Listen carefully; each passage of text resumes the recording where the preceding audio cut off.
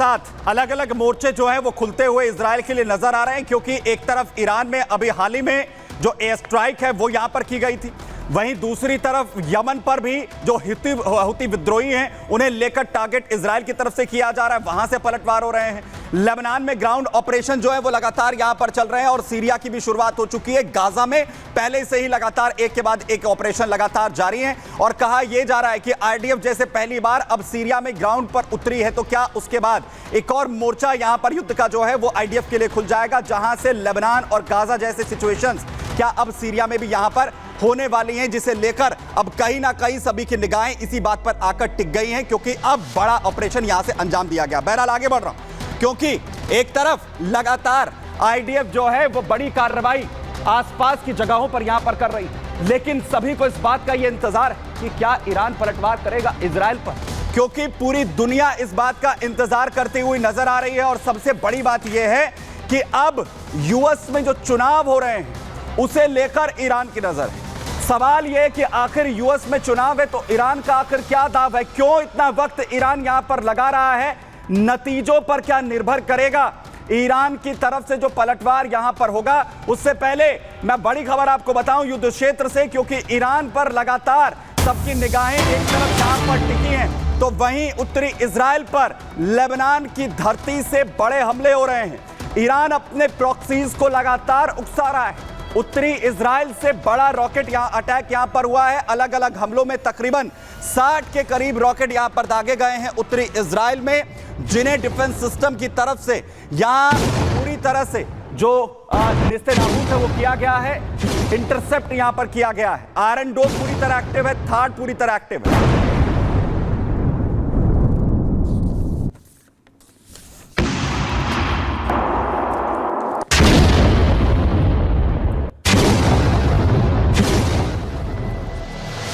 लेकिन ईरान आखिर क्यों, अमेरिका का नया राष्ट्रपति कौन होगा, इसका चेहरा देखने के बाद क्यों आखिर इंतजार कर रहा है कि वो पलटवार करे, अपनी स्ट्रैटेजी बनाए। देखिए,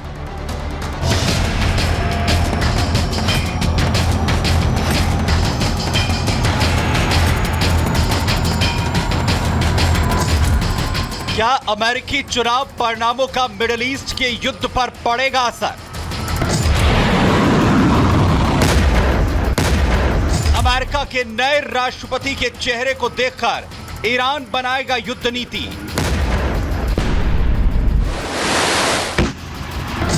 जी हां, पूरी दुनिया की नजर अमेरिका के राष्ट्रपति चुनाव पर टिकी है। अब ईरान भी इन चुनाव पर नजर गड़ाए हुए है। माना जा रहा है कि ट्रंप के जीतने पर ईरान के कदम ठिठक सकते हैं, जबकि कमला हैरिस की जीत पर ईरान फिर से आक्रामक रुख अख्तियार कर सकता है। आपको बता दें कि ट्रंप की छवि ईरान विरोधी है। ट्रंप ने खुलकर इजराइल के समर्थन का ऐलान किया है, मतलब अगर ट्रंप जीते तो इजराइल को युद्ध में मदद मिलेगी, जबकि कमला की छवि युद्ध को लेकर ढुलमुल है। कमला इजराइल से युद्ध खत्म करने की अपील कर रही हैं, जबकि ईरान के लिए उनका रुख नर्म दिख रहा है। इसलिए ईरान ने इजरायली हमले के बाद भी अभी तक पलटवार नहीं किया है। जानकारों का कहना है कि ईरान का अगला कदम अमेरिका के नए राष्ट्रपति के चुनाव को देखते हुए उठेगा। वहीं अमेरिका में चुनाव की गहमा गहमी अपने चरम पर है। चुनावी सरगर्मी ऐसे दिलचस्प मोड़ पर पहुंच चुकी है, दोनों ही पार्टी मतदाताओं का जोश देखते हुए अपनी अपनी जीत को लेकर आश्वस्त नजर आ रहे हैं। हालांकि मुकाबला इतना जबरदस्त है कि चुनावी विश्लेषक इसे अमेरिकी चुनावी इतिहास में हुआ अब तक का सबसे दिलचस्प चुनाव बता रहे हैं। लेकिन कई इलाके ऐसे हैं जहां दोनों ही प्रतिद्वंदियों के बीच ऐसी कड़ी टक्कर नजर आ रही है कि अंदाजा लगाना भी मुश्किल है कि अमेरिकी जनता किसके हाथ में कमान देने जा रही है।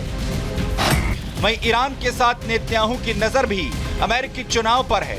वैसे तो अमेरिका की पॉलिसी इजराइल का साथ देने वाली है, लेकिन राष्ट्रपति का चेहरा बदलने भर से इजराइल की युद्ध नीति पर असर हो सकता है। Bureau report, Republic Bharat.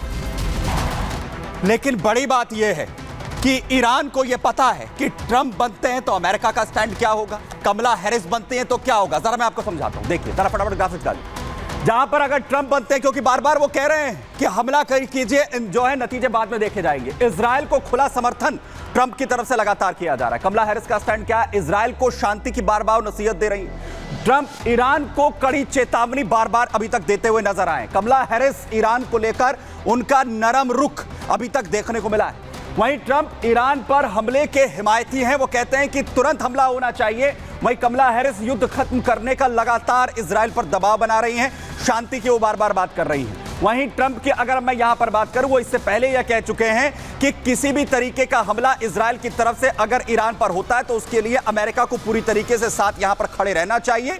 जबकि इस वक्त कमला हैरिस को नरम रुख का नेता इस वक्त यहां पर समझा जा रहा है, और यही वजह मानी जा रही है कि ईरान ये देखना चाहता है कि नतीजे अमेरिका में क्या होते हैं और उसी हिसाब से वो रिटेलिएट इस संग्राम में करता हुआ